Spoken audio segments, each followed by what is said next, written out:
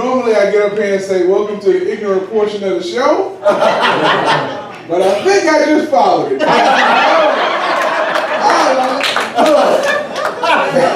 I was laughing so hard, I'm like, they don't even need me.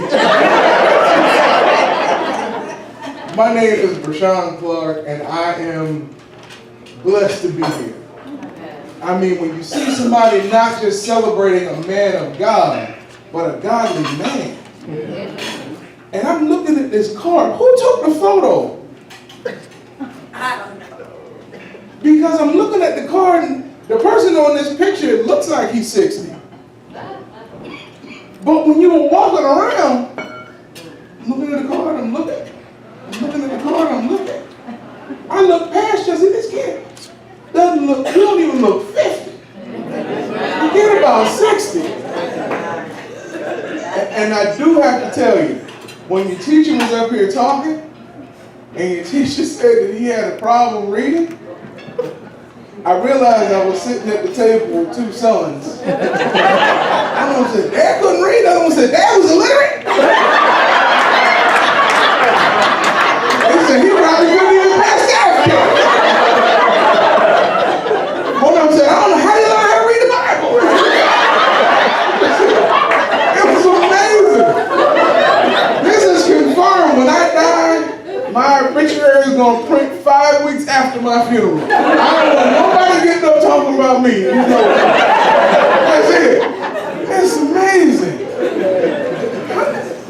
Okay, I'm looking around and a lot of people who go to church in here, right? All right, so have you ever been to some churches where you know Jesus never stepped foot in?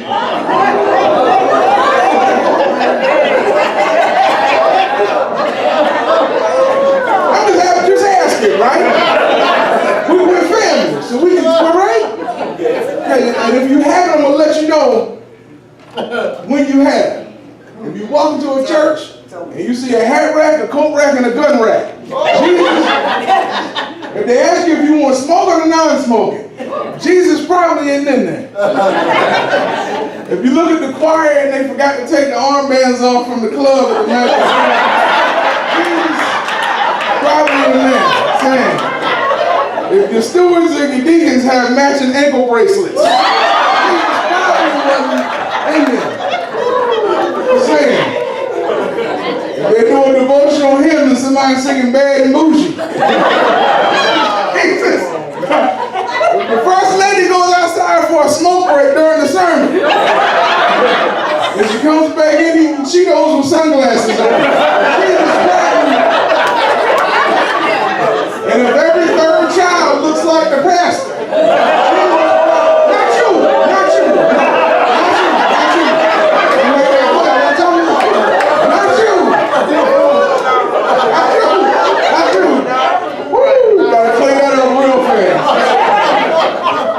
Alright, I'm gonna let y'all know this. So if I don't have to sit that back on somebody, I'm like, why is he holding the paper close? When I was born, I was legally blind. Right? No, actually, let's go back. When I was born, I was totally blind. But God gave me sight as he saw fit. So I'm still legally blind. I'll tell y'all a quick story. I hope none of y'all run into my wife. I'm gonna tell the story anyway. A couple years ago, I got fitted for contacts. Because my glasses were thick. I mean, thick like I was looking through an aquarium, looking at people. So just set your face on fire. So they fit me for contacts. And I'm looking up these contacts and like all these brilliant colors from the trees, like violets and reds and blues. And it was just like amazing. So the doctor called me back in his office to see how everything was going. And I'm sitting in there, I just started crying.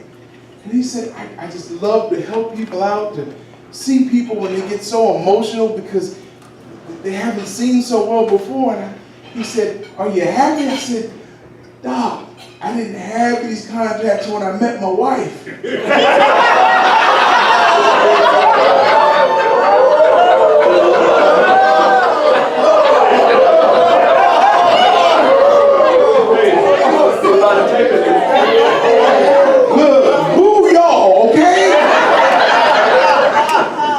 Everybody looks the same in Braille. I did not want to go home and find out she had a third eye and send her off. But thank God, I was lucky. God looks out for babies and fools, and I'm a fool. Boy, I got a pretty wife. I ain't gonna lie. She is pretty. She was trying to get us to lose weight a couple years ago. And I was like, why? Took my whole life to get this shape. Why? I need to lose weight now. Come on, we need to get healthy. Don't you want to give me that six pack? What you need with a six pack? You at the brewery. Look at me. Kidding me? So she's constantly on me about losing weight. And I was like, all right. And I thought about it. When I was 42 going on 43, we found out she was pregnant. Oh, Right. oh. Yeah. It ain't over till it's over. Hey. Father Abraham. Yes. So I started thinking this might be a good time to lose weight. Somebody was like, why? So you can run around and play with your child? I'm like, yeah, that and so there won't be any confusion when it came time for feeding.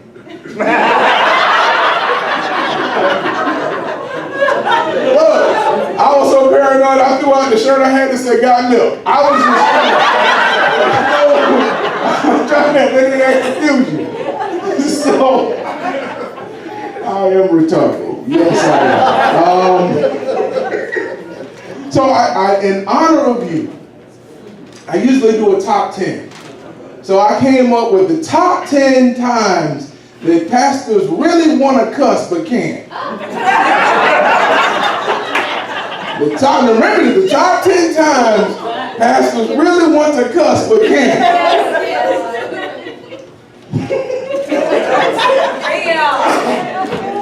Number 10.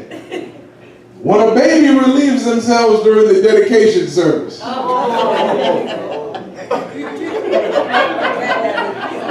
I've seen it happen. Number 9. When Sister So-and-so comes to you and asks for premarital counseling on her 5th marriage. Number 8. When you ask for the father to stand up at the dedication service and 5 of them stand up. And 2 of them are in your ministry.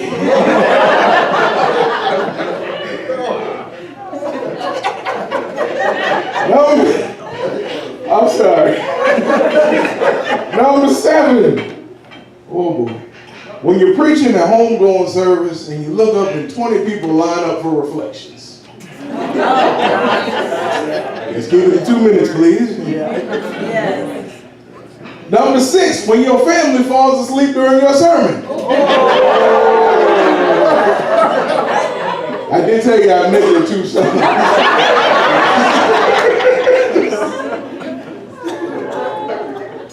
Oh, I should have probably crossed this one off. But since it's on the list, number 5, when you're trying to cover for a friend and preach a funeral service for somebody you don't know.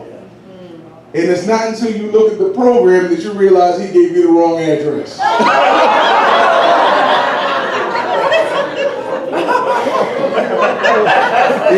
Yeah. Number 4, when a member of your church comes up to you and asks you they want to confess that they've been unfaithful, and it's with your spouse. Number 3,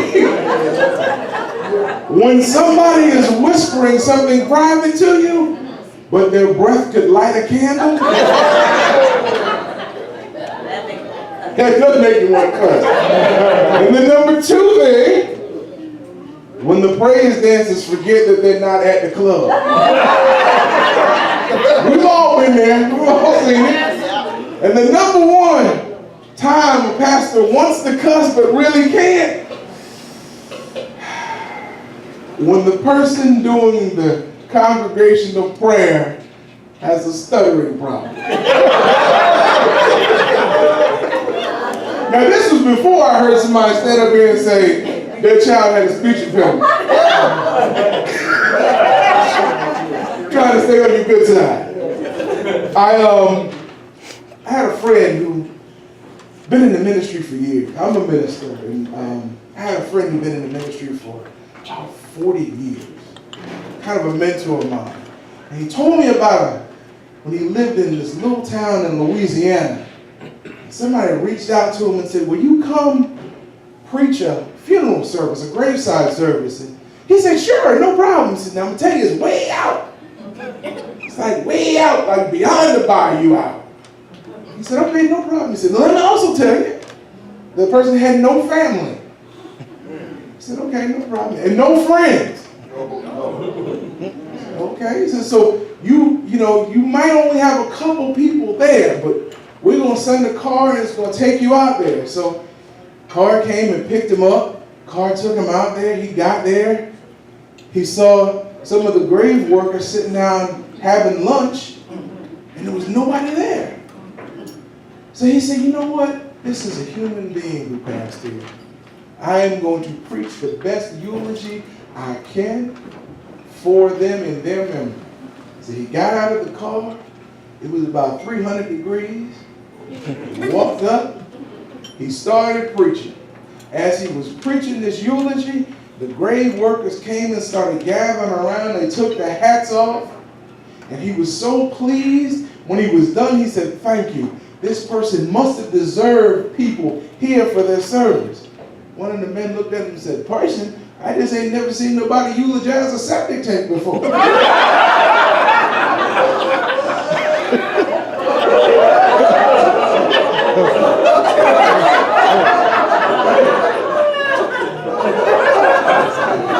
I'm sorry.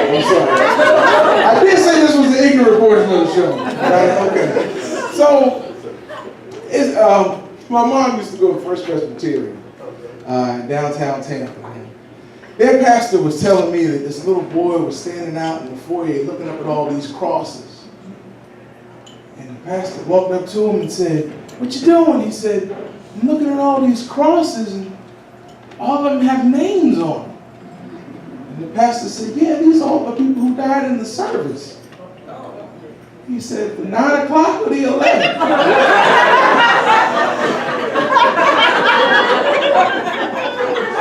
Look, I get a lot of my humor from my grandparents. They raised me for most of my life, and they were some of the most special people I've ever met in my life because they didn't take things seriously. They lived, they loved, they laughed at each other, they laughed at themselves. My grandmother walked into my cousin's house in a little town in Maryland, right outside of Baltimore. Walked into her house around lunchtime, and my cousin was sitting, now we're family, right? I can tell the story? Okay, I won't offend anybody. My cousin was sitting there on the couch in all her glory. And my grandmother said, now what's going on here? She said, well, my husband's coming home for lunch, so I put on his love dress. So my grandmother started thinking, put on my love dress for my husband. So she went home and sat in his easy chair after she put on her love dress. So my grandfather came in from fishing and dropped the bucket and said, have you lost your mind? She said, I knew you were coming home, so I put on my love dress. He said, well, next time, could you at least iron it?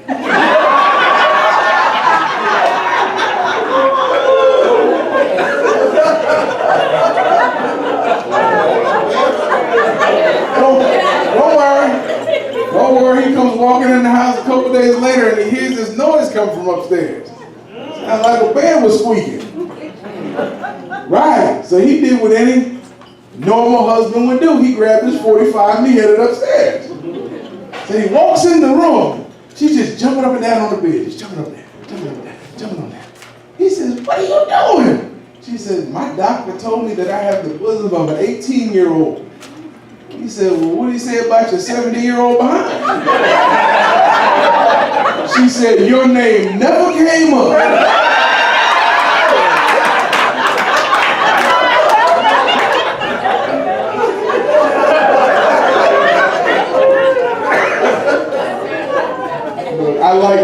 fun. This has been amazing.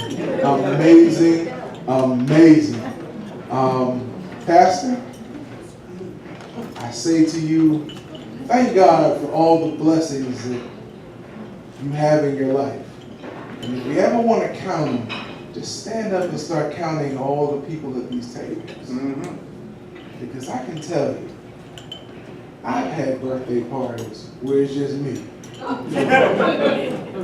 And I've had birthday parties where it's a whole lot of people.